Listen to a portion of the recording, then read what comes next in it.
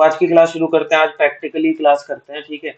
Theoretically मैंने आपको चीजें बताई थी कि पॉड क्या होता है, ठीक है, और उसके अलावा मैंने पॉड के साथ साथ आपको ऑब्जेक्ट्स के बारे में बताए थे पिछली क्लास में, जो बहुत इंपॉर्टेंट था। तो वो पूरा का पूरा क्यूबरनेटिस जो है वो उन्हीं 8-9 ऑब्जेक्ट्स के अराउंड घूमता है। और आपको जो भी काम करना होता है, आपको मतलब कि कोई भी पॉड, चाहे पॉड से रिलेटेड एसोसिएटेड कोई भी टास्क है, मतलब आप डे टू डे क्यूबरनेटिस में जो भी इंटरेक्शन करते हो, आपको बेसिकली उन्हीं 8-9 ऑब्जेक्ट्स के अराउंड ही अपनी रिक्वेस्ट देनी होती है क्यूबरनेटिस को। तो उनमें से जो सबसे पहली चीज है जो हमारे लिए इंपॉर्टेंट होती है वो होता है पॉड, क्योंकि आप सबसे पहले क्या देखते हो, Kubernetes is all about pods. तो अगर मुझे एक पॉड को रन करना है तो मैं क्या करूंगा? तो देखो, कुछ मैंने कमांड्स बनाई है, ठीक है। ये मैंने एक काइंड ऑफ बना के रखा हुआ है जिसके ऊपर हम थोड़ा सा हैंड्स ऑन करेंगे इसके ऊपर। तो बिफोर हम क्या कहते हैं कि क्यूबसीटीएल कमांड चलाएं, आपको पहले अपना बैकएंड पता होना चाहिए, ठीक है। बैकएंड का मतलब ये है कि आपको ये पता होना चाहिए कि आप जो क्यूबरनेटिस चला रहे हो, उस क्यूबरनेटिस में जो उसका बैकएंड होता है, कंटेनर इंजन, वो कौन सा है। तो उस टाइम पे लास्ट टाइम भी आशीष ने मुझे बताया था। तो क्यूबसीटीएल गेट नोड अगर आप करते हो, और आई थिंक इसके अंदर हाइफन ओ वाइड करोगे, तो वो आपको ये बताएगा कि आपका जो क्यूबरनेटिस का क्लस्टर है उसमें कितनी नोड्स हैं। स्टेटस ये तो देखो आपको पता ही होता है, एज बताएगा कब से, वर्जन कौन सा है, तो ये बताएगा कि आपको कौन सा क्यूबरनेटिस का वर्जन इंस्टॉल है, ठीक है। इंटरनल एक्सटर्नल आईपी होती है, और आपका मेन जो नोड्स हैं, जितनी भी नोड्स हैं आपके क्यूबरनेटिस क्लस्टर में, इसके अंदर इमेज कौन सी लगी हुई है, मतलब ये कि आपका ऑपरेटिंग सिस्टम कौन सा है। तो इस वजह से आप देख रहे हो रॉकी लाइनक्स 8.9। फिर वो आपको कर्नल का रिलीज भी बताएगा कि आपके हर एक नोड में कौन सा कर्नल है, प्लस एक और इम्पोर्टेंट चीज वो बताएगा, वो बताएगा आपको बैकएंड कि आपका कंटेनर जो है वो कंटेनर रनटाइम सॉफ्टवेयर कौन सा यूज हो रहा है। तो मेरे इस लैब में आपको दिख रहा है कंटेनर डी। ऐसे ही हर एक एनवायरनमेंट में आपको डिफरेंट टाइप का कंटेनर रनटाइम सॉफ्टवेयर दिखता है। ये चीज आप अपने यहाँ भी वेरीफाई कर सकते हो, आपके पास अगर लैब का एक्सेस है। अगर आपने लैब बनाई है तो ये चीज आप अपनी लैब में भी प्रैक्टिस कर सकते हो। तो मुझे पता चल गया कि मेरा जो बैकएंड है, तो मैं क्या करता हूँ कि अब हम कंटेनर रन टाइम इंटरफेस जो होते हैं उसमें कुछ बेसिक कमांड्स होती हैं, कि जैसे ये जो क्यूबरनेटिस क्लस्टर है, अब इसको रन टाइम पे कोई भी इमेज अगर रन करनी है, तो इसके लिए एक रेपोजिटरी होती है, ठीक है। ये रेपोजिटरी बेसिकली एक लोकल रेपोजिटरी होती है। इसके अलावा आपने नाम सुना होगा हार्बर का। हार्बर जो है वो क्यूबरनेटिस का पार्ट नहीं है, मतलब कि क्यूबरनेटिस का कोर कंपोनेंट नहीं है, लेकिन हार्बर जो है वो आपको क्यूबरनेटिस के साथ मिलता है। उसको इंटीग्रेट करके आप एक सेंट्रलाइज रेपोजिटरी सर्वर बना सकते हो जिसमें आप अपनी सारी इमेजेस स्टोर कर सकते हो। तो यहाँ पे अभी हमारे पास कोई हार्बर नहीं है, ये एक लोकल हम रेपोजिटरी देख रहे हैं। इसमें क्या होता है कि जब आप इमेज लिस्ट करते हो तो देखो यहाँ पे आपको क्या शो करता है कि आपके रेपोजिटरी में कितनी इमेजेस हैं। ये सारी इमेजेस मैंने डाउनलोड करके रखा हुआ है। तो यहाँ पे आप देखोगे रेपो का नाम क्या है, registry.k8s.io। तो ये वाली जो रेपो होती है इसके अंदर आपको सारे के सारे क्यूबरनेटिस से रिलेटेड इमेजेस मिलेंगे। ये देख रहे हो क्यूबरनेटिस की इमेज है। ये जो आप ऊपर देख रहे हो ये सब आपके यूजर स्पेसिफिक हैं जो मैंने डॉकर की साइट से डाउनलोड किए हैं, डॉकर के हब से।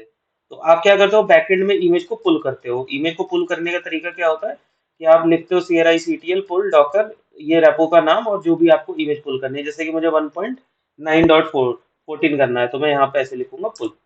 अब अगर ये मेरी इमेज पहले से प्रेजेंट है, जैसा कि मुझे दिखेगा इसमें होगी पहले से पड़ी हुई, तो वो 1.9.14, तो ये डाउनलोड नहीं करेगा और ये बता देगा कि आपके पास ऑलरेडी है, मतलब ये कोई एरर नहीं देगा। ये जो आप और देख रहे हो ये बेसिकली इसका अपना खुद का एक सॉकेट का वार्निंग है, ठीक है। इसका आपके कमांड के आउटपुट से कोई लेना देना नहीं है, इसमें नीचे आपको आउटपुट मिलेगा। जो मैं आपको समझाना चाह रहा हूँ कि ये दो बेसिक कमांड्स है और ये लोकल कमांड्स हैं। ये लोकल कमांड क्या करते हैं, बैकएंड में जब आप क्यूबरनेटिस को कोई भी कंटेनर रन करना होता है, तो वो रेपोजिटरी से इमेज पुल करके रख लेता है या वो पुल करता है, और उसके बाद वो उसी को रन करेगा। लेकिन जब एक बड़े क्लस्टर में आप काम करते हो तो वहां पे आप एक अलग से डॉक क्या कहते हैं हार्बर को यूज करते हो। हार्बर क्या करेगा कि आपके पूरे क्लस्टर के साथ इंटीग्रेट हो जाएगा, और रन टाइम पे किसी भी नोड को किसी भी टाइप की इमेज चाहिए होती है तो आपको वो इमेज वो प्रोवाइड करता है। प्लस वो सेंट्रल रेपो होता है तो आपको हर एक नोड के को अलग से आपको इमेज पुल करने की जरूरत नहीं है। लेट से आपका अगर बड़ा क्लस्टर है 10-15 नोड्स का, तो आपका हर नोड के ऊपर जो है वो इमेज को डाउनलोड करने की जरूरत नहीं है। रन टाइम पे आपको जो भी इमेज चाहिए आप अपने सेंट्रलाइज रेपो सर्वर से ले सकते हो। तो ये ओवरऑल कॉन्सेप्ट है थ्योरेटिकल। तो यहाँ पे देखोगे तो एक मैसेज आया कि image is up to date, इसका मतलब है कि जो मेरे पास इमेज है वो ऑलरेडी अप टू डेट है। तो यहाँ से मुझे पता तो चल गया कि बैकएंड में क्यूबरनेटिस जो है वो कैसे इमेज को पुल कर रहा है। अब हम थोड़ा सा प्रैक्टिकल करते हैं। तो हम क्या करेंगे कि हमको एक पॉड बनाना है। पिछली क्लास में मैंने बताया था आशीष को कि जो पॉड होता है वो भी एक ऑब्जेक्ट होता है, ठीक है। तो मैंने अब नोट्स तो मैं ओपन नहीं कर पाऊंगा, लेकिन मैं आपको यहाँ पे लिख के दिखा देता हूँ कि जो हमारा पॉड होता है बेसिकली, ठीक है, ये एक ऑब्जेक्ट है क्यूबरनेटिस का। लेकिन इसके अलावा भी कुछ ऑब्जेक्ट्स होते हैं जो इस पॉड को कंट्रोल करते हैं, जिसमें से एक ऑब्जेक्ट होता है उसको आप बोलते हो डिप्लॉयमेंट, ठीक है। डिप्लॉयमेंट होता है, रेप्लिका सेट होता है। तो ये जो दो ऑब्जेक्ट्स होते हैं ये क्या करते हैं, ये आपके पॉड को कंट्रोल करते हैं। अब कंट्रोल का मतलब क्या होता है, चलो प्रैक्टिकल करके दिखाता हूँ। तो सबसे पहले अगर आपको क्यूबरनेटिस में कोई भी पॉड अगर चलाना है तो आपको उसके लिए सबसे पहले YAML फाइल को डिफाइन करना पड़ेगा, ठीक है। अब इतने सारे ऑब्जेक्ट्स हैं, रन टाइम पे आपके लिए बहुत डिफिकल्ट होता है कि किसी भी YAML फाइल को मेमोराइज करो।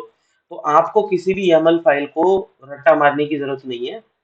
आप क्यूबरनेटिस में एक ऑप्शन होता है, क्यूबरनेटिस क्या करता है कि जब आपको कोई चीज किसी का सिंटेक्स चाहिए, ठीक है, और आप अगर उसको बेसिक इनपुट दे दोगे तो वो क्या करेगा, वो आपको एक YAML सैंपल YAML बना के दे देगा। उस सैंपल YAML फाइल को आप यूज कर सकते हो डिफाइन करने के लिए। तो जैसे कि ये कुछ बेसिक आर्गुमेंट्स हैं जो आपको देने पड़ते हैं। क्यूबसीटीएल तो एक टूल है, ठीक है। उस टूल में आप जब YAML फाइल, देखो बेसिक कैसे काम करता है, ये काम कैसे करता है ये टूल आपका, ये टूल काम ऐसे करता है कि आपके पास एक YAML फाइल होती है, आप इसको इंजेक्ट करते हो किसमें, क्यूबसीटीएल के अंदर। क्यूबसीटीएल इसको कन्वर्ट करता है जेसोन में, और जेसोन कहाँ जाता है आपका, रेस्ट एपीआई सर्वर। और ये रेस्ट एपीआई सर्वर किसका है, रेस्ट एपीआई सर्वर है आपका क्यूब एपीआई सर्वर, ठीक है। इसको हम बोलते हैं क्यूब एपीआई। तो आप क्यूबरनेटिस से जब भी इंटरेक्ट करते हो तो आपको क्या चाहिए, जेसोन चाहिए। देखो एंड रिजल्ट इज जेसोन।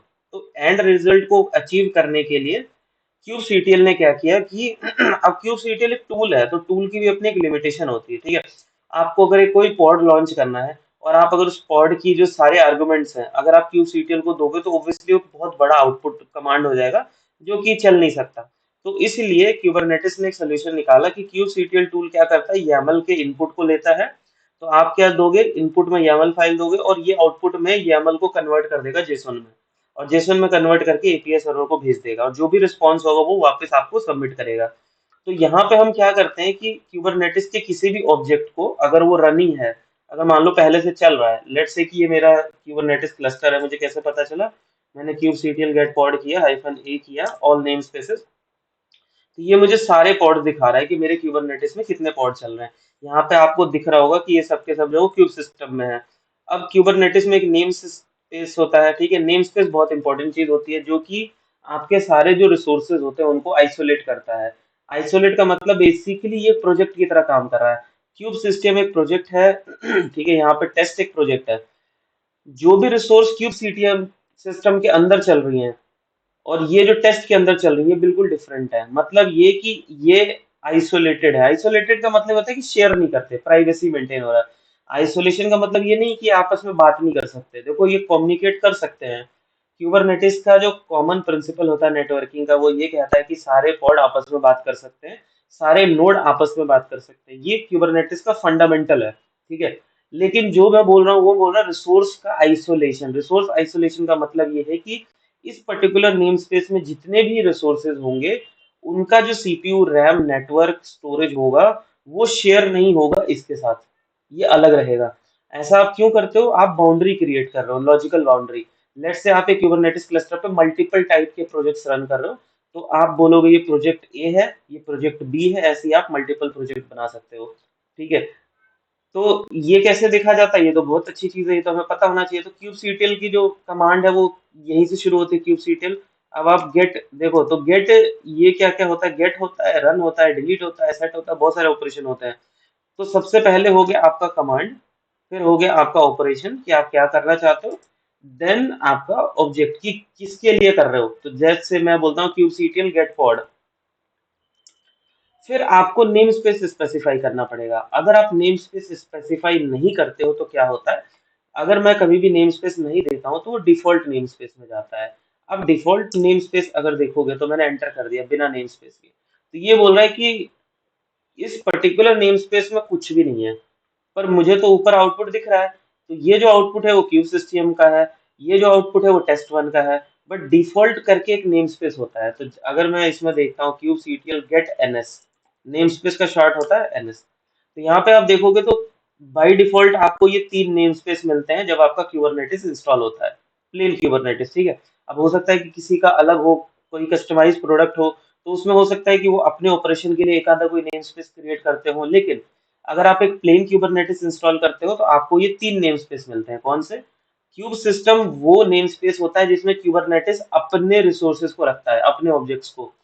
तो क्यूबरनेटिस के खुद के जो पॉड्स होते हैं, खुद के जो ऑब्जेक्ट्स होते हैं, वो हमेशा आपको क्यूब सिस्टम में मिलते हैं।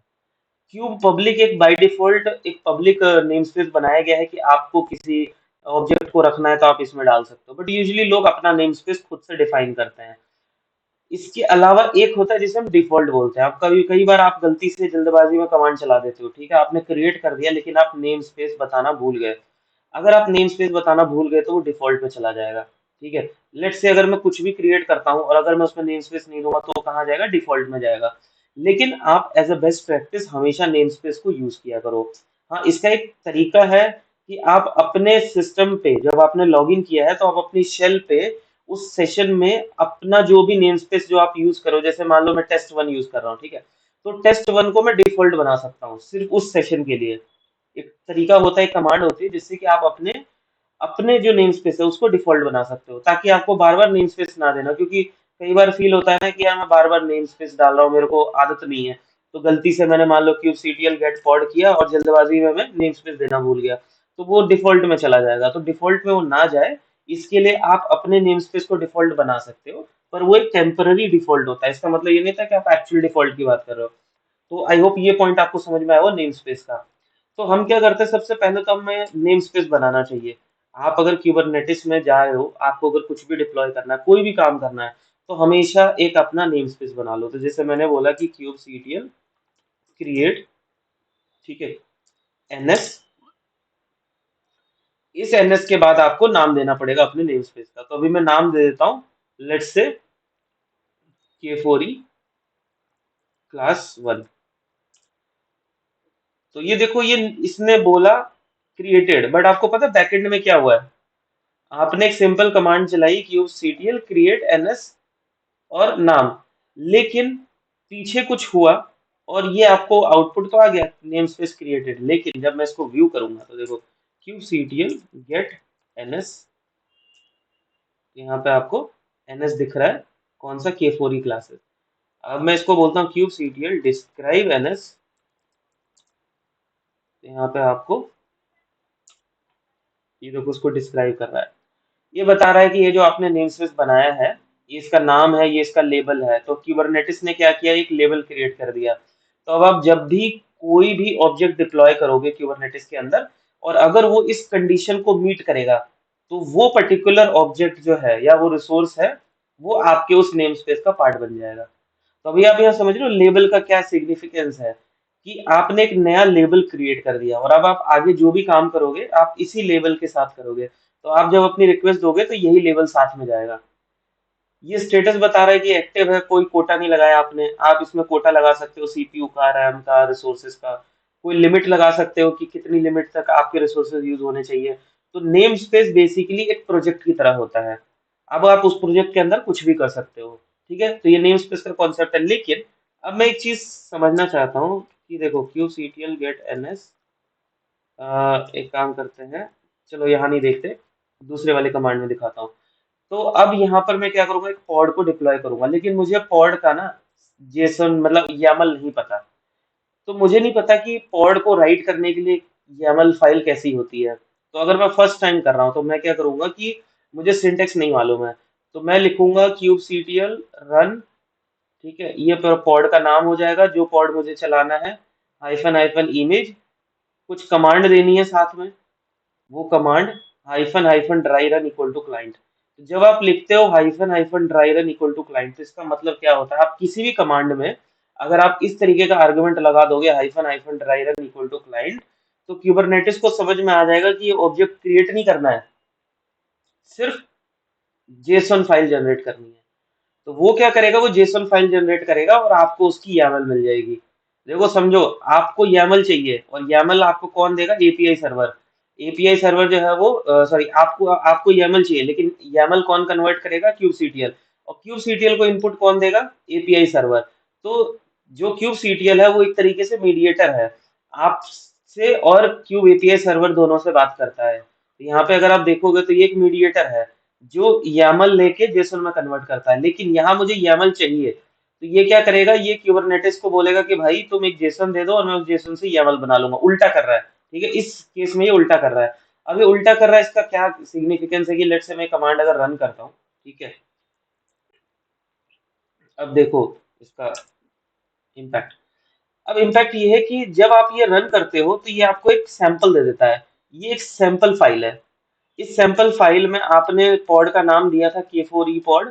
तो देखो इसमें यहाँ पर मैंने आपको बताया था कि आपके किसी भी ऑब्जेक्ट का, ठीक है, क्यूबरनेटिस में किसी भी ऑब्जेक्ट की जो YAML फाइल होती है उसको बेसिकली क्लासिफाई किया गया है हाई कैटेगरी में। तो सबसे पहले होता है एपीआई सर्वर आपका, ठीक है, जिस एपीआई सर्वर से आप बात करो उसका वर्जन, तो ये हो गया V1। काइंड होता है, ये बताता है कि आप किस तरीके के ऑब्जेक्ट की बात कर रहे हो। तो अभी मैं पॉड की बात कर रहा हूँ, ठीक है।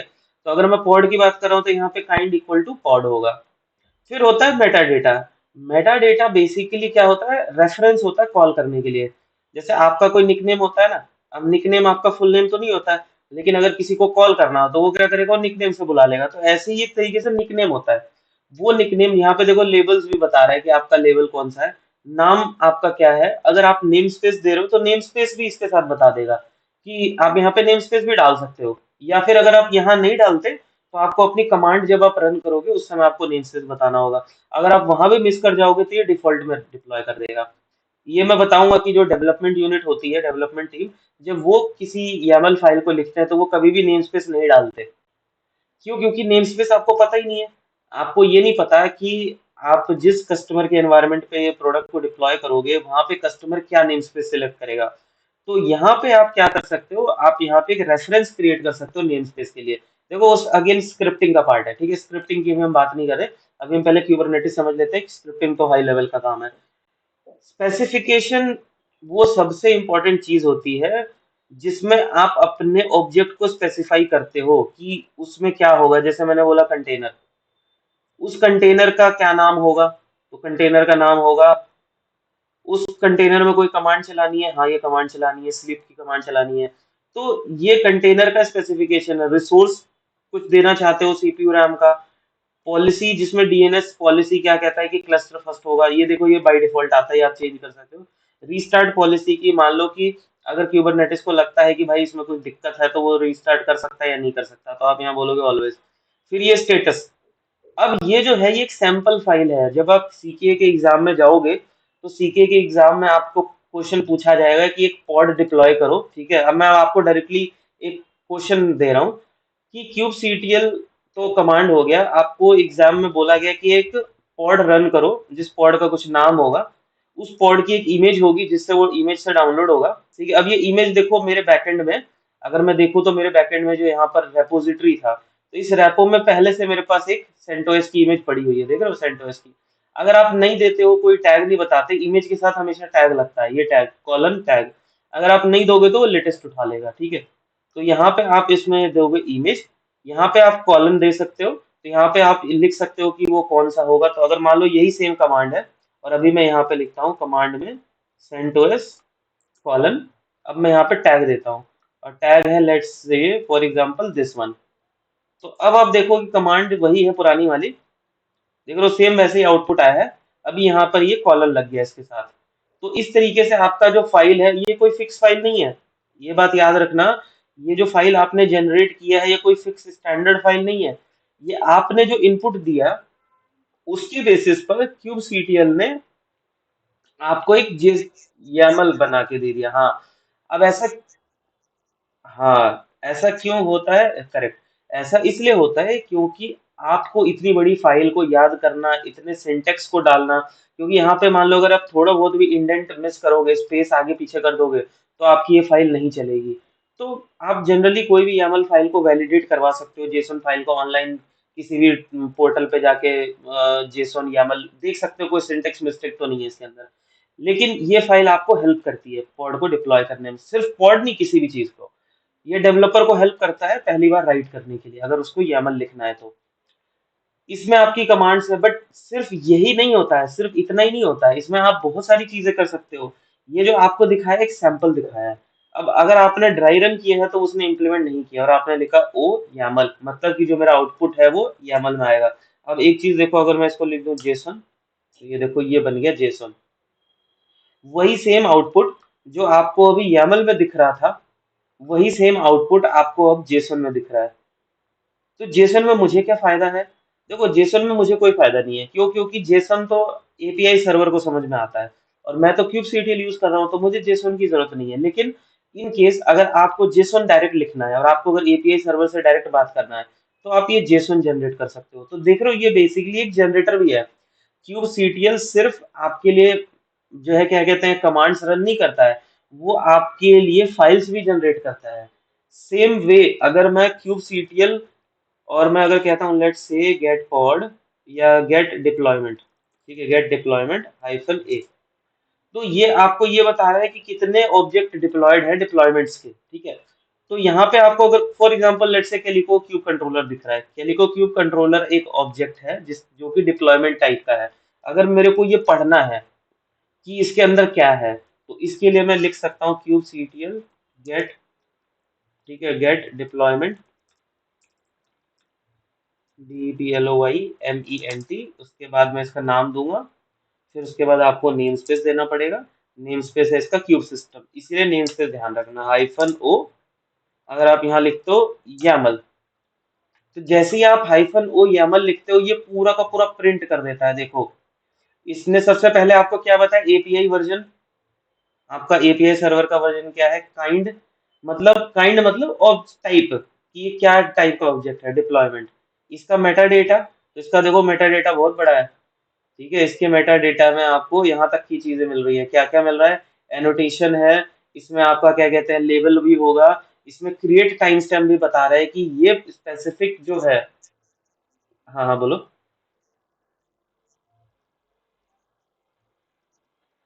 नहीं, YAML फाइल एक्चुअली जो डेवलपर होते हैं, या जो अगर आप फर्स्ट टाइम कोई डेवलपमेंट कर रहे हो, तो आपको लिखना पड़ता है। एज एन एडमिन आपको पता होना चाहिए कि किस YAML फाइल को आपको पढ़ना है, या आप सर्वर का आउटपुट कैसे निकाल सकते हो। लेट्स से कि आपको,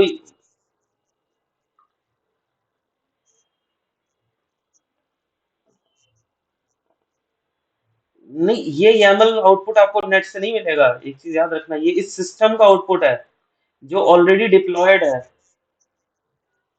हम्म। तो आपको जो सॉफ्टवेयर देगा, जो आपको सॉफ्टवेयर प्रोवाइड करता है, वो आपको YAML फाइल भी देता है साथ में, ठीक है। तो आपको जो चाहिए, जैसे मान लो आपका जो भी डेवलपमेंट टीम है, R&D है, वो आपको दो चीजें देता है मेन। एक आपको कंटेनर इमेज देगा, ठीक है, दूसरा वो आपको YAML फाइल्स का कलेक्शन देगा। अब जो मैं आपको बता रहा हूँ, ये सिर्फ एक एग्जांपल है, ये एक YAML फाइल है। जब आप CNF डिप्लॉय करते हो, तो हजारों YAML फाइल्स होती है। क्यों? क्योंकि क्यूबरनेटिस में हर एक ऑब्जेक्ट के लिए एक YAML फाइल होगी। हर एक ऑब्जेक्ट के लिए एक YAML फाइल, समझ रहे हो? तो एक CNF में तो कितनी सारी चीजें होती है, उसमें नेटवर्क भी होता है, स्टोरेज भी होता है, उसमें डिप्लॉयमेंट भी होगा, उसमें पोर्ट डेफिनेशन भी होगी, उसमें क्या कहते हैं, बहुत सारी चीजें होंगी। तो हर हर चीज की, हाँ, सब कुछ, सर्विस सर्विस की भी अपनी YAML फाइल्स होंगी। आप जितने टाइप की सर्विस होगी, उतने टाइप की YAML फाइल होगी। तो आपको YAML फाइल्स तो बहुत सारी होती है, कलेक्शन ऑफ YAML फाइल होता है। अब देखो, एक और पंगा प्रॉब्लम क्या आता है ना, कि अब इतनी सारी YAML फाइल में आपको पता होना चाहिए सीक्वेंस, कौन सी फाइल को पहले रन करना है, क्योंकि सबकी अपनी होती है डिपेंडेंसी। अब डिपेंडेंसी कैसे है? लेट्स से कि ये फाइल है डिप्लॉयमेंट, इस डिप्लॉयमेंट में आप कॉल कर रहे हो नेम स्पेस, और इन लेट से आपने नेम स्पेस बनाया ही नहीं, तो फिर आपका ये फेल कर जाएगा। तो ऐसे ही लेट से आप बना रहे हो सर्विस, और सर्विस को क्या चाहिए? सर्विस को चाहिए आपका डिप्लॉयमेंट, और डिप्लॉयमेंट आपने बनाया नहीं है। तो अगर, तो वो डिपेंडेंसी होती है, और ये डिपेंडेंसी बड़ी ट्रिकी होती है। आप में से किसी ने आरपीएम इंस्टॉल किया है कभी लिनक्स मशीन के अंदर? तो आरपीएम इंस्टॉल करने के लिए आप क्या करते हो? RPM-IVH और पैकेज का नाम, ठीक है, तो वो क्या करता है। हाँ, तो आपने देखा कि कितनी प्रॉब्लम्स होती है। अगर मैं आपसे बोलूं कि एक टीसीएस क्लस्टर का जरा पैकेज इंस्टॉल कर लो, अब टीसीएस क्लस्टर के तो है जो है वो 10 आरपीएम है। अब 10 आरपीएम मुझे पता ही नहीं आरपीएम कौन कौन सी है, और अगर चलो लेट से मुझे आरपीएम मिल भी गई, मुझे सीक्वेंस ही नहीं पता। हाँ, डिपेंडेंसी का भी डिपेंडेंसी होता है। करेक्ट। तो आप जब इंस्टॉल करने बैठते हो तो आप पागल हो जाते हो, आप जो भी आरपीएम इंस्टॉल करो वो दूसरे को रेफर करे, दूसरे को करे वो किसी और को रेफर करे। तो आपको करेक्ट सीक्वेंस नहीं मिल पा रहा है कि आप किस सीक्वेंस में फाइल्स को रन करो, आरपीएम को इंस्टॉल करो। सेम क्यूबरनेटिस के अंदर भी होता है, हर एक ऑब्जेक्ट का अपना YAML फाइल होता है, और हजारों YAML फाइल्स होती हैं। तो आप इतना कंफ्यूज हो जाओगे कि आपको समझ भी नहीं आएगा कि यार मैं पहले कौन सी YAML फाइल चलाऊं, क्योंकि जब चलाओगे तो उसके अंदर वो रेफरेंस आएगा, वो रेफरेंस फेल कर देगा कि ये तो आपका हुआ नहीं। अब मान लो आपने पॉड डिप्लॉय कर दिया, एग्जांपल देता हूँ, पॉड डिप्लॉय कर दिया और कॉन्फ़िग मैप बनाया ही नहीं, और कॉन्फ़िग मैप उसके अंदर रेफर हो रहा है, तो वो पॉड आपका कभी अप ही नहीं आएगा। फिर आप परेशान रहोगे कि यार ये क्या हुआ, ये तो मेरा आधे स्टेट में रह गया। तो ये कंफ्यूजन को दूर करने के लिए क्यूबरनेटिस के ऊपर ये जो प्रोजेक्ट चलता है, एक और प्रोजेक्ट है जिसको हम बोलते हैं हेल्म। ठीक है। तो हेल्म भी एक प्रोजेक्ट है। अब हेल्म क्या करता है? हेल्म ये कहता है कि यार इतनी कंफ्यूजन्स में मैं तुम्हारी हेल्प करूंगा, मैं पैकेज मैनेजर हूँ, तुम मुझे बस इतना बताओ क्या डिप्लॉय करना है। और जो डेवलपर है उसने एक हेल्म चार्ट लिखा है। अब चार्ट में क्या होता है? चार्ट में बैकएंड में वो सारे YAMLs को कॉल करता है। ठीक है। तो हेल्म फाइल के अंदर आप बेसिकली सारे YAMLs को उन सीक्वेंस में कॉल करते हो जो कि आपकी एप्लीकेशन के हिसाब से है। तो उसके हिसाब से वो YAMLs होंगे। और अब एंड यूजर क्या करेगा? एंड यूजर लिखेगा हेल्म इंस्टॉल, अपने पैकेज का नाम, और उसके बाद वो नेम स्पेस दे देगा, और उसके बाद वो ऑटोमेटिकली और लोकेशन बता देगा कहाँ पर है मेरा पैकेज। वो ऑटोमेटिकली सीक्वेंशियली चलेगा और हर एक YAML को कॉल करेगा, और उसके बाद वो ऑटोमेटिकली पूरा का पूरा सॉफ्टवेयर इंस्टॉल कर देगा, CNF इंस्टॉल कर देगा। तो आपकी लाइफ इजी होगी। लेकिन वो लेवल अप है, ठीक है। अभी हम लेवल डाउन पे बात करेंगे, क्योंकि आप लेवल अप की बात तो कर लोगे लेकिन आपको पता ही नहीं कि नीचे क्या चल रहा है। तो अभी हम YAML फाइल्स की बात करेंगे। जब आप ये सारा इकट्ठा कर लोगे तब आपको समझ में आएगा कि हेल्म की इंपॉर्टेंस क्या है, क्यों हेल्म इतना इंपॉर्टेंट है। क्योंकि आप खुद कहोगे कि यार इतनी YAML फाइल्स कैसे पॉसिबल है किसी के लिए इंस्टॉल करना। आज की डेट में आप CNF का जो ऑब्जेक्टिव है, CNF का देखो कुछ गोल्डन प्रिंसिपल है क्या। सबसे पहला है कि ऑटोमेटिक डिप्लॉयमेंट, कि हमें मिनिमम से मिनिमम, बेयर मिनिमम भी कहो, जीरो मैनुअल इंटरवेंशन। हमारा इंटरवेंशन चाहिए ही नहीं है, ऑटोमेटिक होना चाहिए सब कुछ। चाहे वो स्केल इन है, स्केल आउट है, ठीक है, चाहे वो डिप्लॉयमेंट है, चाहे वो आपका किसी भी तरीके का अपग्रेड है, रोल बैक है, सब कुछ ऑटोमेटिक होना चाहिए। तो ऑटोमेटिक की जब आप बात करते हो तो ऑटोमेटिक कहीं ना कहीं नीचे छोटे छोटे मॉड्यूल से मिलके बनता है। तो वो जो छोटे छोटे मॉड्यूल्स हैं वो बेसिकली YAML फाइल्स हैं। उन सारे YAML फाइल्स के कलेक्शन से हेल्म बनता है। और हेल्म को आप एक कमांड देते हो तो आप लिखते हो हेल्म इंस्टॉल, और उसके बाद वो ऑटोमेटिकली सारे काम कर देता है। ठीक है। तो सेम यम की तरह पैकेज मैनेजर है। जैसे लाइनेक्स में यम होता है, DNF होता है, APT होता है उबंटू के अंदर, ऐसे ही सेम आपका हेल्म है क्यूबरनेटिस के अंदर। Same to same package manager. ठीक है। तो हम अभी आरपीएम लेवल पे बात कर रहे हैं, तो अभी यहाँ से आप समझ गए। तो अगर कल को कुछ भी प्रॉब्लम आता है, ठीक है, कोई कहता है कि यार मेरे को ना प्रॉब्लम आ रही है इस, लेट से कोई पॉड नहीं चल रहा, kubectl गेट पॉड आइफन ए, बोलेगा यार मेरा ना एक पॉड क्रैश हो रहा है, कुछ भी हो रहा है। तो आप बोलोगे अच्छा ठीक है, मेरे को ना इसकी कॉन्फ़िगरेशन भेजो। कोई भी सिस्टम एडमिन सबसे पहले क्या बोलता है? जब कोई प्रॉब्लम आती है तो आप दो ही चीज मांगते हो, एक तो लॉग मांगते हो, लॉग्स में आपको प्रॉब्लम दिखती है, फिर आप दूसरी चीज क्या मांगते हो? कॉन्फ़िगरेशन। या तो मुझे उसकी कॉन्फ़िगरेशन दिखाओ, क्या प्रॉब्लम है, इसकी कॉन्फ़िगरेशन देखना चाहता हूँ। तो क्यूबरनेटिस में आप कॉन्फ़िगरेशन कैसे चेक करते हो? क्योंकि ये सबसे बड़ा सवाल आता है एडमिन के लिए। तो क्यूबरनेटिस में अगर आपको कुछ भी देखना है तो आपको उस ऑब्जेक्ट को डिस्क्राइब कर सकते हो, उसको गेट कर सकते हो। तो देखो kubectl, ठीक है, kubectl करो। यहाँ पे दो चीज आते हैं, एक तो आप होता है डिस्क्राइब कर सकते हो उस ऑब्जेक्ट को, डिस्क्राइब। ठीक है, लेट से मैं पॉड को डिस्क्राइब कर रहा हूँ, डिस्क्राइब पॉड। और इसके बाद आपको इसका नेम स्पेस देना है, वो बहुत जरूरी है। तो इसका एक एक एक शॉर्टकट तरीका मैंने निकाला है कि बार बार जो है ना हम नेम स्पेस डालना भूल जाते हैं, मतलब हमारी आदत होती है कि -n लगाना हम भूल जाते हैं। तो एक तरीका होता है जिससे कि वो क्या करेगा कि उस सेशन के लिए, करंट सेशन में आपका name space, default name space को वो नेम स्पेस दे देगा जो आप चाहते हो। तो मेरे केस में जैसे कि मेरा नेम स्पेस है test1, तो मैं चाहता हूँ कि यार मुझे बार बार ये ना देना पड़े, तो मैं ये कमांड सेट कर दूंगा। तो इससे क्या होगा कि अब ये कौन सेट कर देगा। अब मैं अगर कहता हूँ kubectl गेट पॉड, अब मैं नेम स्पेस भूल गया, ठीक है। तो देखो इसने मुझे सिर्फ एक ही आउटपुट दिया। अब ये डिफॉल्ट, क्योंकि इस सेशन में अब इसके लिए डिफॉल्ट है test1, तो अब मेरे को टेंशन नहीं है कि यार मैं नेम स्पेस डालना भूल गया। अभी मैं गलती से क्रिएट भी कर दूं ना कोई ऑब्जेक्ट बिना नेम स्पेस के, तो भी वो डिफॉल्ट में ही जाएगा। पता है क्यों? क्योंकि जब आप kubectl कमांड रन करते हो तो याद रखो, आप तो यहाँ पर हो, ठीक है, इस तरफ हो। kubectl बेसिकली एक मीडिएटर है। वो जब बात करता है ना एपीआई सर्वर से, तो उसके लिए तो नेम स्पेस मैंडेटरी है, क्योंकि अगर आप नहीं दोगे तो डिफॉल्ट ले जाएगा। तो इसलिए वो कन्वर्ट करता है। तो जब इसके आउटपुट लेगा, तो लेट्स से kubectl, तो मैं यहाँ करता हूँ गेट पॉड, ठीक है। अभी अब मेरा पॉड है गेट पॉड -o YAML। तो अब ये क्या करता है कि ये पूरे के पूरे पॉड की जो डेफिनेशन है, वो पूरा का पूरा आउटपुट जो है वो कैप्चर कर लेगा, देखो यहाँ पे। और आप अपने यूजर को बोलोगे कि आप ये आउटपुट जो भी है उसको एक रीडायरेक्ट कर लो फाइल में, ठीक है, फाइल डॉट YAML के नाम से। तो अब ये आउटपुट आ गया एक फाइल में। तो अब ये मैं इसको, अब आप बोलोगे ये मुझे भेजो, तो वो आपको भेज देगा। तो अब आपको यहाँ पे सब कुछ मिलेगा, देखो डेफिनेशन भी मिलेगी, सब कुछ मिलेगा। अब एक छोटा सा पॉड देख रहे हो कितना छोटा पॉड है, कुछ भी नहीं है इसके अंदर, 1/1। एक छोटे से पॉड के अंदर इतना आउटपुट आ रहा है भर भर के।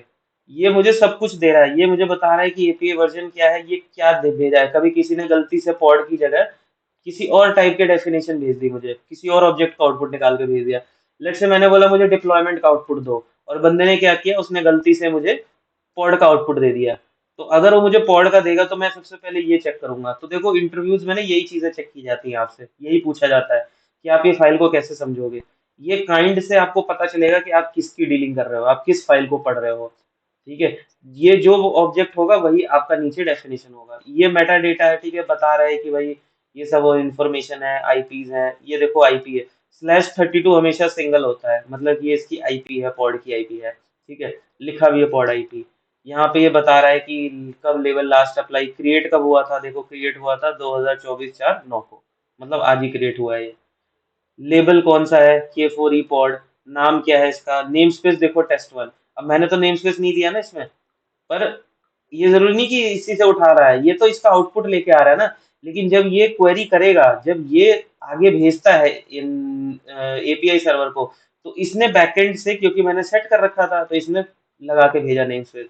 अगर मैं नेम स्पेस नहीं लगाता तो क्या होता, इसमें आउटपुट ही नहीं आता, इसमें आउटपुट आता ही नहीं। अब लेट्स से कि मैं ये सब कुछ सेम है, और अगर मैं यहाँ पे बोलूँ कि मैं यहाँ पे कुछ आउटपुट ही नेम स्पेस ही गलत डाल दूँ, लेट्स से मैं यहाँ पे बोल दूँ -n1। अब देखो error, name space not found. अगर चलो नेम स्पेस लेट्स से कि नेम स्पेस में वैलिड देता हूँ, कोई करेक्ट नेम स्पेस। अब तो अब ये कह रहा है कि पॉड ही नहीं मिल रहा। पहले क्या बोल रहा था, नेम स्पेस नहीं मिल रहा, नेम स्पेस नॉट फाउंड, अब बोल रहा पॉड नॉट फाउंड। तो अगर आप, हाँ, हाँ, नेम स्पेस वैलिड है लेकिन उसमें कोई पॉड वन नहीं है, तो इसीलिए। लेकिन ये आउटपुट तो तभी आएगा जब आपका इनपुट सही जाएगा। तो ये जो आउटपुट में आप नेम स्पेस देख रहे हो, इसका मेरे इनपुट से कोई लेना देना नहीं है, लेकिन ये आउटपुट आ रहा है क्योंकि मैंने करेक्ट नेम स्पेस दिया है। अगर मैं इनकरेक्ट दूंगा तो आउटपुट ही नहीं आएगा, वो गलत आउटपुट ही नहीं देगा, ब्लैंक आएगा। तो ये मुझे बता रहा है कि ये मेरा स्पेसिफिक ऑब्जेक्ट जो है वो किस नेम स्पेस में डिप्लॉयड है, ये रिसोर्स का वर्जन है, ये इसकी यूआईडी है जो क्यूबरनेटिस मेंटेन करता है, हर एक ऑब्जेक्ट की आईडी को मेंटेन करता है, कि हर एक में ये बढ़ता घटता है। ये तो देखो इंटरनल है उसका, इससे आपको कोई दिक्कत नहीं है। ये अपने क्यूबरनेटिस अपनी अंडरस्टैंडिंग के लिए रखता है, डिस्टिंग्विश करने के लिए। आपको यहाँ पढ़ना होता है स्पेसिफिकेशन में क्या है, कंटेनर्स कितने कंटेनर हैं। तो यहाँ पे देख रहा हूँ मैं 1/1 है, देख रहे हो 1/1। यहाँ से मुझे पता चलेगा कितने कंटेनर हैं इसके अंदर। तो यहाँ पे मुझे दिख रहा है एक ही कंटेनर को डिफाइन किया मैंने। अगर मैं एक से ज्यादा कंटेनर डिफाइन करूंगा, वो भी मैं करके दिखाऊंगा, तो आपको यहाँ पे दिखेगा कि एक से ज्यादा के केसेस में क्या होता है। क्या कमांड दिया है मैंने कि जब मेरा कंटेनर रन करे तो उसके साथ कोई कमांड चले, तो वो कमांड है यहाँ पे, ठीक है। ये मेरी इमेज है, ये आप देख रहे हो पुल पॉलिसी, कि हमेशा पुल करना है। ये इसका नाम है, कंटेनर को भी वही नाम मिला है जो पॉड को नाम मिला है, पर आप अपने केस में कंटेनर का नाम बदल सकते हो अगर आपके एक से ज्यादा कंटेनर हैं। और अगर आपके पास एक से ज्यादा कंटेनर होते हैं तो यहाँ पे आपको जो आउटपुट है ये कैसा दिखता है, 1 आउट ऑफ 1 की जगह अगर 2 कंटेनर है तो 2 दिखेगा। अब वो 2 आउट ऑफ 2 हो सकता है, 1 आउट ऑफ 2 भी हो सकता है। क्यों? क्योंकि ये स्टेट होता है, एक होता है स्टेट और एक होता है टोटल नंबर ऑफ कंटेनर। तो 1 आउट ऑफ 1 का मतलब है कि एक कंटेनर है मेरा जिसमें से एक रनिंग है, तो ये फुल हो गया। हो सकता है कि मेरे पास 2 कंटेनर हो और उसमें से एक रनिंग हो तो 1 आउट ऑफ 2 होगा, 3 आउट ऑफ 4 भी हो सकता है। तो जितने कंटेनर नीचे वाला क्या होता है, टोटल। टोटल टोटल कितने कंटेनर्स हैं, तो यहाँ पे आपको पता लग गया कितने कंटेनर है। ये डेफिनेशन है, वॉल्यूम माउंट है इसका, ये माउंटिंग हो रही है, देखो ये सीक्रेट माउंट कर रहा है यहाँ पे, ठीक है। इसके बाद डीएनएस पॉलिसी, ये सब बहुत सारे पैरामीटर्स होते हैं, हो सकता है बहुत से आपके मतलब के ना भी हो। अब इस आउटपुट को लेने का फायदा क्या है, देखो इस आउटपुट का लेने का फायदा ये है कि इससे आपको पता चल जाता है कि आपका उस पर्टिकुलर ऑब्जेक्ट के अंदर कोई चीज गलत तो नहीं है, जो कि आप एनालाइज कर सकते हो। अगर गलत है तो आप उसको करेक्ट कर सकते हो। प्लस ये आपको हेल्प करता है अपडेट करने में। अपडेट का मतलब अपडेट का मतलब ये होता है कि लेट्स से कि मैंने इसके आउटपुट को अभी स्टोर किया, कहाँ पे किया मैंने स्टोर, फाइल डॉट यामल। अब मैंने आउटपुट ले लिया और अब मैं चाहता हूँ कि यार मैं पॉड को मॉडिफाई करना चाह रहा हूँ। समझ रहे हो, पॉड को मॉडिफाई का मतलब ये है कि मैं चाहता हूँ कि मेरे पॉड को अपडेट करना है। तो मैंने कहा कि यार अब मैंने इस पॉड का नाम बदलना चाहता हूँ। तो क्या नाम रखना चाहता हूँ, तो मैं यहाँ पे इसको पॉड 2 बोलना चाहता हूँ, ठीक है। इसमें यहाँ पे रन टाइम पे भी 2 बोल दिया मैंने। और मैं यहाँ पे चाहता हूँ कि इसकी जो इमेज है ना, यहाँ पर मैं एक एक काम करता हूँ, मैं एक डुप्लीकेट सेशन खोलता हूँ और मैं इसकी इमेज को बदलना चाहता हूँ। अब मैं चाहता हूँ कि यहाँ पर इमेज जो आए मेरी, जो हमारी कमांड थी CRICTL, यहाँ से उठाते हैं इमेज को लिस्ट करने की, CRICTL इमेज लिस्ट, ठीक है। LS भी कर सकते हो, तो सब चलता है इसके अंदर। तो मैं अब चाहता हूँ कि अब मैं यहाँ पर 8.1 यूज करूँ, तो मैं यहाँ पर डेफिनेशन में 8.1 चाहता हूँ, ठीक है। अपडेट कर दिया मैंने, यहाँ पे मैं इसको नाम लिखना चाहता हूँ कंटेनर 1। देखो, तो मैंने क्या किया कि अभी मैंने फाइल में चेंज किया। अब इसके ना दो तरीके होते हैं। दो तरीके क्या होते हैं कि आप लिख सकते हो kubectl edit pod, और आप पॉड का नाम डाल सकते हो, ठीक है। जैसे लेट से मैंने यहाँ से उठाया kubectl get pod, I name space नहीं दे रहा मैं, देख लो। तो ये जो मेरा kubectl get pod में जो आ रहा है, मैं चाहता हूँ कि इसको मैं एडिट करूँ। इस पर्टिकुलर ऑब्जेक्ट को मैं एडिट करना चाहता हूँ रन टाइम पे। तो अगर मुझे रन टाइम पे एडिट करना है तो मैं एक तो एडिट कमांड यूज कर सकता हूँ, kubectl edit। तो इसका मैं नाम उठा लेता हूँ पहले, तो kubectl edit pod और इसका नाम। अब ये क्या करेगा, ये मेरे सामने वही सेम पेज खोल देगा जो आप अभी देख रहे थे। मतलब जो मैं टेक्स्ट फाइल में देख रहा था या स्क्रीन पे देख रहा था, वही सेम चीज अभी मेरे सामने खुल गई। और मैं इसको रन टाइम पे जाके लाइव चेंज कर सकता हूँ, जो मैंने आपको अभी थोड़ी देर पहले बताया। लेकिन इसमें क्या होता है ना कि कई बार आप एडिटिंग करते हुए स्पेस का, जंक का कोई भी इश्यू आ सकता है। हो सकता है कि आप इस फाइल को करप्ट कर दो। इवन दो अगर आप इसको करप्ट करोगे तो डोंट वरी, क्यूबरनेटिस बहुत इंटेलिजेंट है, वो अप्लाई नहीं करेगा। वो इसकी एक टेम्पररी कॉपी बना के टेम्प में डाल देगा। जैसे लेट से मैंने कुछ गलती कर दी, ठीक है। लेट से मैं यहाँ पे इंसर्ट करके और मैंने कुछ भी जंक वंक डाल दिया, ठीक है, बढ़ा दिया, डिक्लेरेशन उड़ा दिया। लेट से मैंने यहाँ पे हाइफन उड़ा दिया और अब मैं इसको सेव करता हूँ। तो इसने मुझे बोला इनवैलिड, बोला कि line number 15 did not find any expected की, मतलब आपने गलती करी। अब फिर जोर जबरदस्ती करूंगा तो ये क्या बोलेगा कि भाई तुम्हारी जो फाइल है वो मैंने यहाँ पे सेव कर दी है, अब आराम से बैठ के इसको ठीक करो। लेकिन जो आपका रिसोर्स है वो ऐसे ही चल रहा है, वो आपका, ये देखो, उसको कोई फर्क नहीं पड़ा, देख रहे हो, आराम से चल रहा है। तो क्यूबरनेटिस इंटेलिजेंट होता है, अगर आप फाइल में कुछ मैशअप करते हो तो वो उसको अप्लाई नहीं करेगा, बल्कि वो उसको यामल, देख रहे हो यामल, उसने खुद ही यामल में रख के दे दिया, क्योंकि उसको पता है कि आप यूजर हो। आपको वो जेसन नहीं देगा क्योंकि जेसन का कोई फायदा नहीं है। तो वो आपको यामल में एक फाइल बना के दे दिया, अब बैठ के आराम से ठीक करते रहो। जब ठीक हो जाए तो जो दूसरा तरीका होता है, देखो एडिट वाला तरीका ये होता है कि एडिट तरीके में आपको पता है आप रन टाइम पे चेंजेस कर रहे हो, चांसेस है कि कुछ गलती भी हो सकती है। तो आप उसके आउटपुट को एक फाइल में लो और फाइल में लेके फिर आप उसको अप्लाई करो। तो हम क्या करते हैं, हम पहले इसके आउटपुट को पढ़ते हैं। देखो ये फाइल डॉट यामल, ये वही सेम फाइल है जो कि मेरे रनिंग पॉड का आउटपुट है, स्नैपशॉट है एक तरीके से कॉन्फ़िगरेशन का। यहाँ पे मैं अपने डिजायर्ड चेंजेस करूंगा, इसके बाद मैं क्या करूंगा कि मैं इसके बाद इसको kubectl अप्लाई कर दूंगा। एक मिनट, पहले मैं नाम पढ़ लेता हूँ, kubectl अप्लाई। ठीक है, अप्लाई हाइफन फाइल, एफ का मतलब फोर्स नहीं होता है, अप्लाई फाइल होता है। और यहाँ से मैं इसको उठाऊंगा और मैं इसको अप्लाई करूंगा। तो अब देखो ये क्या करेगा। अब जब मैं ये कमांड रन करूंगा, तो ये कमांड क्या करता है कि जब आप अप्लाई करते हो तो ये पहले ऑब्जेक्ट को चेक करेगा। अगर आपका ऑब्जेक्ट है ही नहीं क्यूबरनेटिस क्लस्टर के अंदर, तो ये उसको डिफाइन करेगा। और अगर वो है, तो क्या करेगा, उसको अपडेट करेगा, जो भी चेंजेस आपने इसके अंदर बताए हैं। मतलब बेसिकली ये अपडेट कर देगा। तो अब देखो ये अप्लाइड। अब हम अगर आउटपुट देखें kubectl गेट पॉड, देखो अब ये कंटेनर क्रिएट हो रहा है। ठीक है, अब ये चल रहा है। थोड़ा सा टाइम देते हैं इसको, क्योंकि ये आउटपुट आने में टाइम लगता है। तो अभी आप इम्पैक्ट समझ रहे हो कि फाइल बनाने का और लाइव एडिट करने का क्या इम्पैक्ट होता है। मान लो कि हम ये कहते हैं कि यार हम तो क्या कहते हैं, लाइव चेंजेस करेंगे। हाँ, आप कर सकते हो, आप चेंजेस को लाइव कर सकते हो, लेकिन उन चेंजेस में चांसेस है कि आप गलती करो, या आपको अगर बैकअप चाहिए। लेट्स से आपको एक्टिविटी कर रहे हो, आपको कोई भी पर्टिकुलर को मॉडिफाई करना है, तो आप क्या करते हो कि आप उसको बैकअप लोगे सबसे पहले कॉन्फ़िगरेशन का। तो आपने क्या किया, बैकअप। अब यहाँ देखो एक चीज इंटरेस्टिंग है जो मैंने नहीं बताई आपको, कि जब मैंने पॉड का नाम बदला ना, तो ये बेसिकली एक नया पॉड बन गया। समझ रहे हो, ये नया पॉड है, ये पुराना पॉड है। सॉरी, मतलब ये पुराना पॉड है, ये नया है। दोनों सेम नहीं है। क्यों? क्योंकि आपने आउटपुट तो ले लिया, लेकिन आपने नाम बदल दिया पॉड का। और यहाँ पे कोई कंट्रोलर नहीं है, यहाँ पे कोई कंट्रोल करने वाला नहीं है कि इसको डिलीट करके, पुराने वाले को डिलीट करके नया वाला लॉन्च करना है, जो मैंने पिछली क्लास में पॉइंट रेज किया था। अब यहाँ पर हम डिप्लॉयमेंट का सिग्निफिकेंस देखेंगे कि डिप्लॉयमेंट क्यों जरूरी है। आपने पॉड डिफाइन कर दिया। अब किसी ने आया, किसी ने कहा कि kubectl डिलीट पॉड, और उसने क्या किया कि इसने पॉड को डिलीट मार दिया।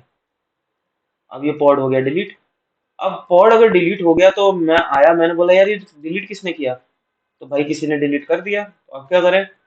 तो आपका तो बंद हो गया, जो भी आपकी सर्विस थी वो तो बंद हो गई आपकी। अब तो यहाँ पे कुछ नहीं चल रहा। जो भी आपने एप्लीकेशन डाला था, वो एप्लीकेशन तो आपका बंद हो चुका है। अब ये टर्मिनेट कर रहा है, थोड़ा टाइम ले रहा है। तो इसको कंट्रोल नहीं कर रहा ना कोई। और नंबर ऑफ कॉपीज कैसे बनेगी। मान लो कि ये मेरा एक पॉड है और मैं चाहता हूँ इसी पॉड की 5 कॉपी चले। एक्सपेक्टेशन सीएनएफ में क्या होती है कि आपका स्केल आउट जो है वो ऑटोमेटिक हो, या ऑटोमेटिक को छोड़ो, स्केल आउट हो। दैट द फर्स्ट क्वेश्चन, कि स्केल आउट होना चाहिए। तो इस वाले मेथड में तो स्केल आउट नहीं हो सकता। क्यों? क्योंकि कौन बताएगा कितनी नंबर ऑफ कॉपीज, या मेंटेन करना कि भाई किसी ने पॉड डिलीट कर दिया, प्लीज वापस स्टार्ट कर दो। यहाँ आप देख रहे हो, यहाँ पे अगर किसी ने गलती से आपका पॉड डिलीट कर दिया, तो वो तो गया। तो अगर आप एक पॉड है जिसको कि आप सिर्फ पॉड के डेफिनेशन से ऑब्जेक्ट में डिफाइन कर रहे हो, तो उस पॉड की लाइफ साइकिल को क्यूबरनेटिस, देखो क्यूबरनेटिस क्या करता है। फॉल्टी स्टेट में, मान लो लेट्स से कि अगर ये पॉड किसी रीजन से फॉल्टी हो गया, तो क्यूबरनेटिस इसको स्टार्ट कर देगा। लेकिन क्यूबरनेटिस को तो नहीं पता ना कि कितनी नंबर ऑफ कॉपीज चलानी है। क्यूबरनेटिस इस चीज को नहीं जानता है। क्यूबरनेटिस का काम जो है वो सिर्फ प्लेटफॉर्म देना है। तो इस केस में आप क्या करते हो कि ये जो पॉड डेफिनेशन है, ये बहुत बेसिक चीज बन जाती है। मतलब समझ लो, बहुत बेसिक चीज। एक पॉड को डिफाइन आप कर सकते हो, लेकिन उस पॉड को आप चला नहीं सकते, मतलब मैनेज नहीं कर सकते। आपको हेल्प चाहिए। अब वो हेल्प कैसे मिलेगी। तो उस हेल्प से पहले हम क्या करते हैं कि उस हेल्प के लिए हमको बेसिकली रेप्लिका सेट बनाना पड़ता है। अब रेप्लिका सेट क्या करता है, replica set basically copy maintain करता है। कॉपी मेंटेन का मतलब ये होता है कि लेट्स से कि मैंने बोला कि 2 कॉपी चलनी चाहिए। तो अगर मैंने बोला 2 कॉपी चलनी चाहिए, तो वो 2 कॉपी चलाएगा। इसको भी देख लेते हैं। ठीक है, इसके आउटपुट को इसको रन करते हैं। तो यहाँ पे जब आप लिखोगे, तो अभी तो ये फेल हो रहा है, क्रिएट। यहाँ पे एक बार रन यूज करके देखते हैं। ये इमेज का आर्ग्यूमेंट, मतलब जो डिक्लेरेशन है ना, डिक्लेरेशन में कहीं गड़बड़ है। तो रुक जाओ, इसको देखते हैं। पहले आप डिप्लॉयमेंट पढ़ लो। देखो, डिप्लॉयमेंट, रेप्लिका सेट और पॉड, ये 3 ऑब्जेक्ट हैं कुबरनेटिस के, तीनों आपस में कनेक्टेड हैं। पर जरूरी नहीं कि तीनों एक ही साथ यूज होते हैं, ये भी बता दो। तीनों का अलग अलग सिग्निफिकेंस है। आप अपनी जरूरत के हिसाब से उनको यूज करते हो। जैसे कि आपका यूज केस है कि हम पॉड को कंट्रोल करना चाहते हैं, मैनेज करना चाहते हैं लाइफ साइकिल, और उसकी कॉपी को भी कंट्रोल करना चाहते हैं कि कितनी नंबर ऑफ कॉपीज हो, उस केस में आपको पहले तो डिप्लॉयमेंट की हेल्प लेनी पड़ेगी। क्यों? डिप्लॉयमेंट बेसिकली एक मैनेजर की तरह काम करता है। डिप्लॉयमेंट क्या करता है? मैनेज करता है आपके पॉड को। तो नंबर ऑफ कॉपीज चाहिए तो रेप्लिका सेट। तो आपको अपने एक एक डेफिनेशन में आपको अपने एक ऑब्जेक्ट के अंदर रेप्लिका सेट और पॉड दोनों को कॉल करना पड़ेगा। मतलब ये कि मैं यहाँ अगर डिफाइन करूं, जो कि मैं पहले भी बता चुका हूं, देखो ये हो गया पॉड ऑब्जेक्ट। ठीक है, तो ऑब्जेक्ट्स हैं ये आपके क्यूबरनेटिस के ऑब्जेक्ट्स। सबसे पहला होता है आपका पॉड। पॉड क्या होता है? बिल्कुल बेसिक बता दिया मैंने, कंटेनर चलता है उसके अंदर। इसको कंट्रोल करने के लिए, मैनेज करने के लिए डिप्लॉयमेंट यूज होता है। आप रेप्लिका सेट यूज कर सकते हो। क्यों? Copy, number of copy maintain करने के लिए, टू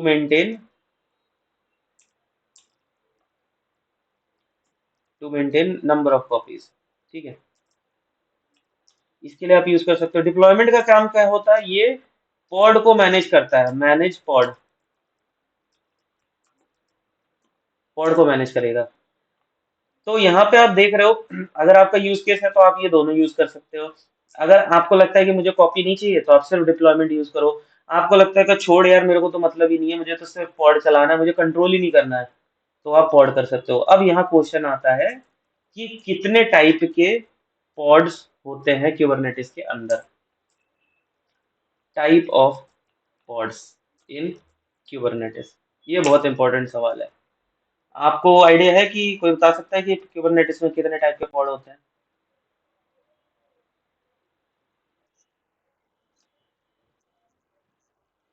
नहीं, एफिमेरल तो नेचर होता है। एफिमेरल जो है वो पॉड का नेचर है, स्वभाव है, क्योंकि वो कंटेनर का स्वभाव है ना, तो वही पॉड का भी नेचर है।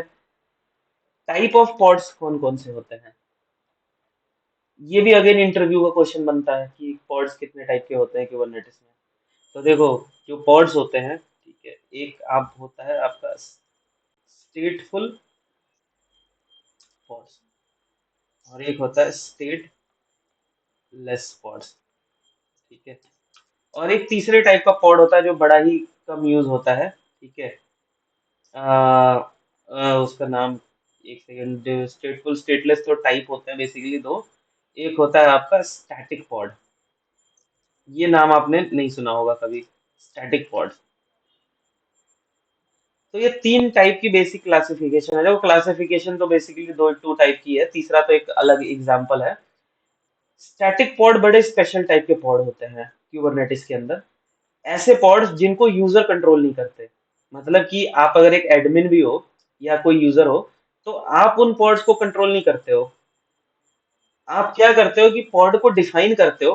ठीक है, तो आप क्या करते हो कि जो पॉड की जो मैनिफेस्ट होती है, ठीक है, मैनिफेस्ट YAML फाइल, इस YAML फाइल को आप प्लेस कर देते हो कहाँ पे? किसी भी नोड पे, on any node under etc Kubernetes manifest, इस तरीके से। अब क्या होता है कि जो क्यूबलेट होता है वो मॉनिटरिंग करता है, और ये पॉड को जो डायरेक्टली जो कंट्रोल है, डायरेक्टली कंट्रोल्ड बाय क्यूबलेट। तो क्यूबलेट क्या करेगा? ये पढ़ेगा, ये देखता है कि इस डायरेक्टरी में अगर कोई YAML फाइल आ गई, कोई ऑब्जेक्ट आ गया पॉड का, तो वो क्या करेगा? वो पॉड क्रिएट कर देगा उस नोड पे। पर वो जो पॉड है वो सिर्फ उसी नोड पे ही लोकल पॉड है, काइंड ऑफ लोकल पॉड। वो किसी और नोड पे नहीं है, और ना ही वो माइग्रेट होगा। वो माइग्रेट नहीं होगा, वो किसी और जगह नहीं जाएगा, उसका कोई रोल नहीं है, वो सिर्फ लोकल पॉड की तरह काम कर रहा है। तो आप बोलोगे यार ऐसे तो पॉड्स हम डिप्लॉय करते ही नहीं है। आपके एक एप्लीकेशन को या यूजर को इस तरीके के पॉड्स की जरूरत पड़ती ही नहीं है। आपको क्या ही जरूरत पड़ी है कि आपको एक स्पेशली किसी नोड पे जाके एक पॉड, लोकल पॉड बना के रखो। ये जो होता है क्यूबरनेटिस खुद के लिए करता है।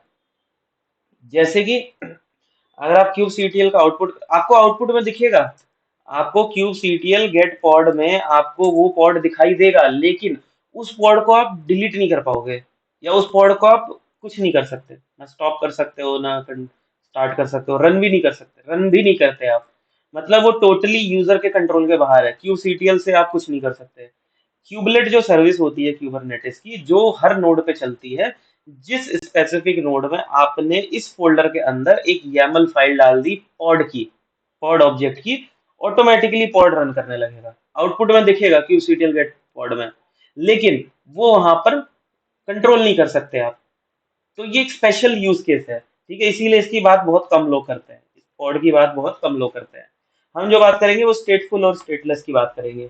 अब स्टेटफुल और स्टेटलेस क्या होता है, देखो, स्टेटफुल और स्टेटलेस का मतलब ये है कि जो पॉड्स होते हैं, जैसा कि आपने अभी बोला कि उनका नेचर एफिमेरल होता है, वो डेड हो जाते हैं, सब कुछ चला जाता है, लॉस हो जाता है। तो क्वेश्चन ये आता है कि अगर वो लॉस हो गया तो उसने जो भी ट्रांजेक्शन करा उसने वो सारा लॉस्ट हो गया। तो हमें तो ऐसा पॉड नहीं चाहिए। 90% लोग तो बोलेंगे हमें ऐसा पॉड चाहिए ही नहीं। तो आपको बेसिकली स्टेटफुल चाहिए पॉड। स्टेटफुल का मतलब ये होता है कि जो अपनी स्टेट को रिमेम्बर रखे।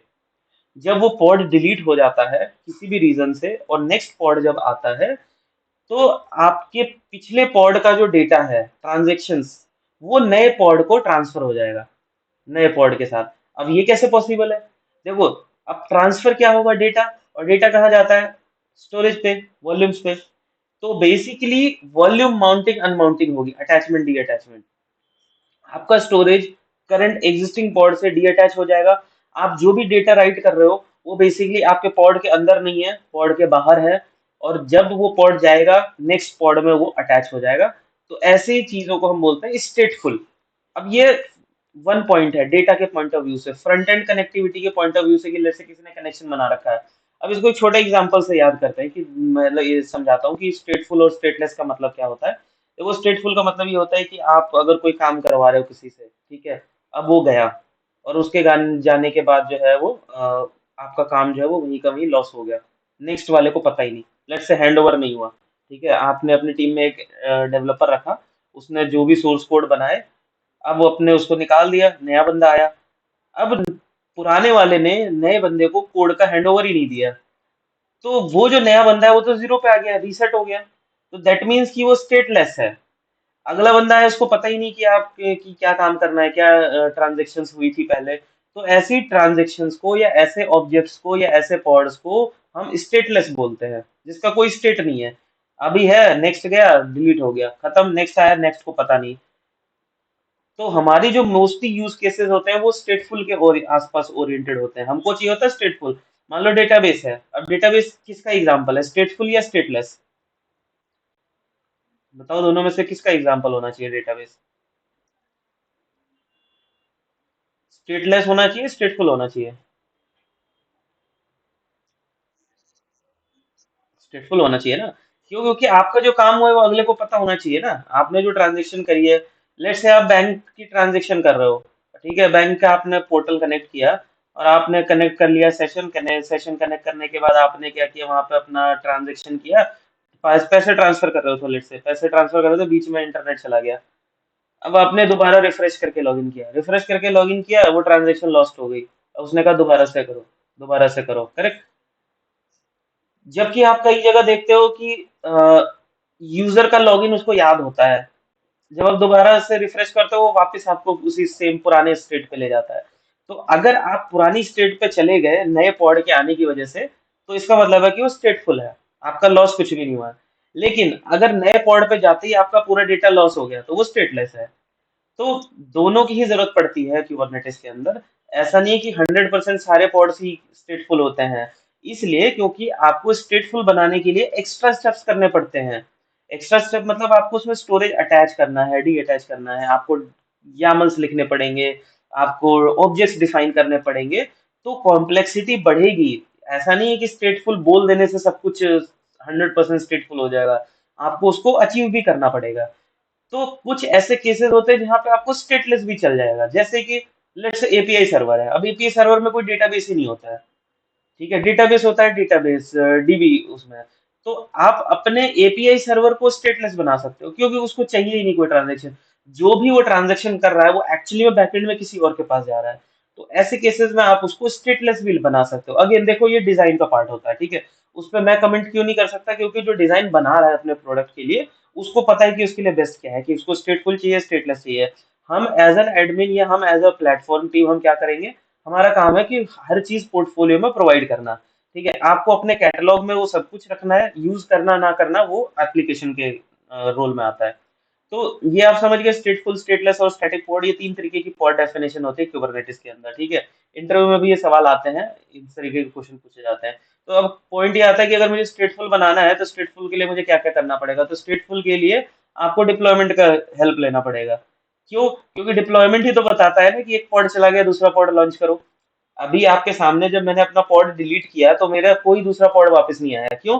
क्योंकि उसको पता ही नहीं ना, कोई ऑब्जेक्ट है ही नहीं जिसको पता हो कि अरे यार इसका पॉड तो डिलीट हो गया, अब इसके एक और पॉड लॉन्च कर दो। मतलब कि स्टेटलेस था वो। अगर आप देखोगे तो स्टेटलेस का एक एग्जांपल था।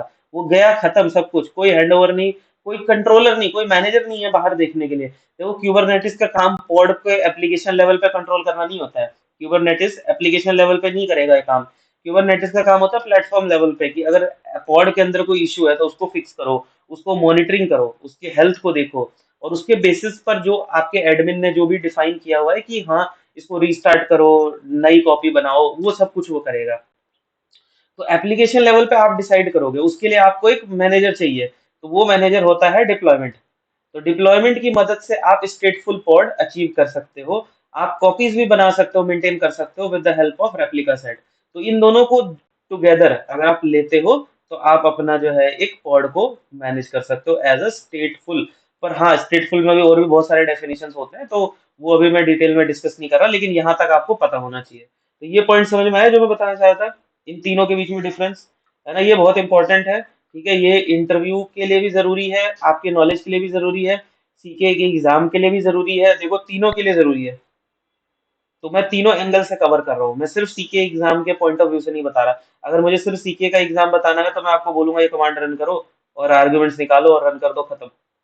लेकिन मैं आपको ये भी बता रहा हूँ कि ये पॉड कैसे आ रहा है, ये पॉड को कैसे कंट्रोल किया जाता है, इस पॉड को स्टेटफुल कैसे बना सकते हो।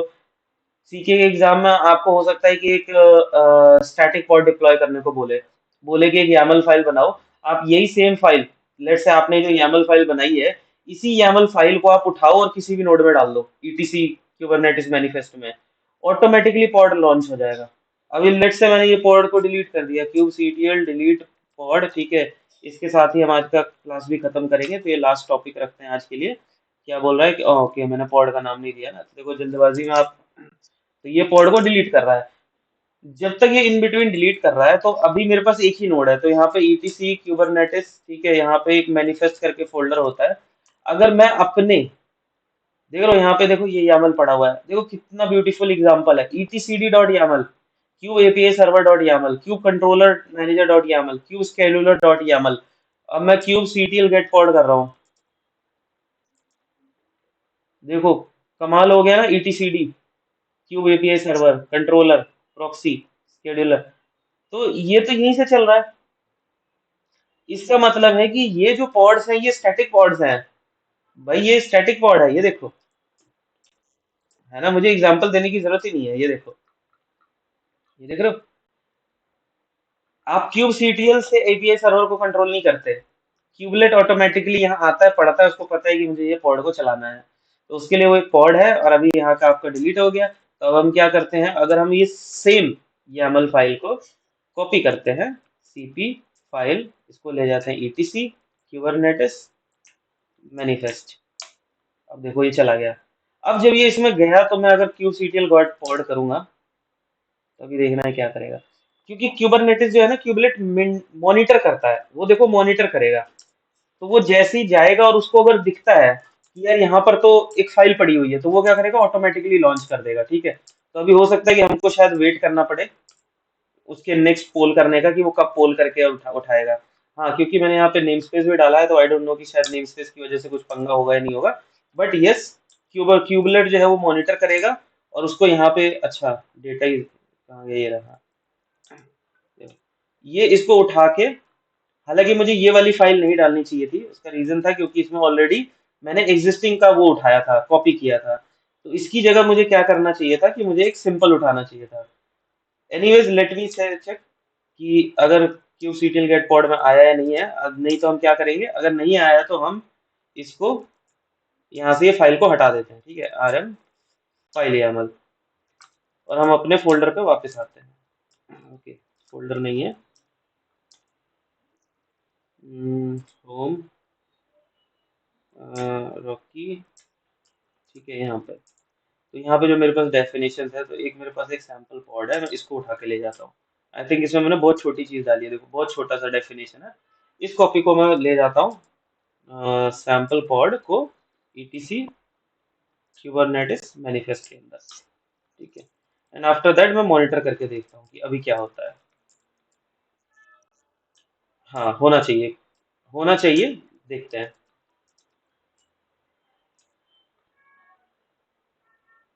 ये देखो यहाँ हो गया ना, ये देखो, माई पॉड कंट्रोल नोड। इसने क्या किया कि इसने कंट्रोल नोड का नाम दे दिया, और ये मैंने नहीं क्रिएट किया है, ये किसने किया है, ये क्यूबलेट ने किया है। तो आपने सिर्फ फाइल प्लेस कर दी और उसने ऑटोमेटिकली उठा लिया। तो इस तरीके के जो पॉड्स होते हैं वो बेसिकली एडमिन पॉड्स होते हैं, जो कि आप चाहते नहीं कि कोई भी यूजर उसको इंटरवेन करे, कोई भी उसको डिलीट कर दे या स्टॉप कर दे। तो इसलिए ये इस तरीके से डेफिनेशन आप कर सकते हो, आप अपने पॉड्स को डाल सकते हो। ठीक है, देखो बन गया। तो अब ये डिफॉल्ट के नेम स्पेस में, हालांकि नेम स्पेस इशू नहीं था वो, फाइल मैंने गलत उठाई थी, तो यहाँ से ये इसने लॉन्च कर दिया। तो अब देख रहे हो आप, बड़े आराम से पॉड चल रहा है। तब तक चलेगा जब तक ये फाइल है। जब ये फाइल यहाँ नहीं होगी, तो ये, इधर चलते हैं वापस मैनिफेस्ट पे, क्या था, ईटीसी क्यूबरनेटिस मैनिफेस्ट। ठीक है, यहाँ पे ये फाइल पड़ी थी। तो लेट्स से, अगर मैं, ये फाइल है सैम्पल पॉड, तो ये था आरएम सैम्पल पॉड, और इसने खुद से भी एक वो YAML बनाया लगता है, मे भी शायद इसने खुद से अच्छा, ये तो वो है सैंपल जो मैंने डाला था शायद। तो यहाँ से आप देखोगे तो उड़ा दिया उसने, देखो उड़ा दिया। तो ना मैंने डिलीट किया ना मैंने रन किया, ऑटोमेटिकली रन हुआ, ऑटोमेटिकली डिलीट हुआ। क्यों? क्योंकि ये स्टैटिक पॉड था। ठीक है। और भी हम चीजें कंटिन्यू, जैसे हम आगे बढ़ेंगे हम देखते जाएंगे, हम पॉड बनाएंगे, पॉड डिप्लॉयमेंट के थ्रू पॉड को लॉन्च करेंगे, और उसके बाद हम उसमें नेटवर्क देंगे, नेटवर्क के थ्रू हम आईपी असाइन करके उसको एक्सेस करेंगे। तो ये सब एक्सरसाइज भी हम करेंगे जैसे जैसे हम आगे बढ़ रहे हैं। यहाँ तक आपको क्लियर है? कोई डाउट किसी को? कोई कंफ्यूजन? क्लियर है? तो इसके साथ हम आज की क्लास को यहीं पे फिनिश करते हैं।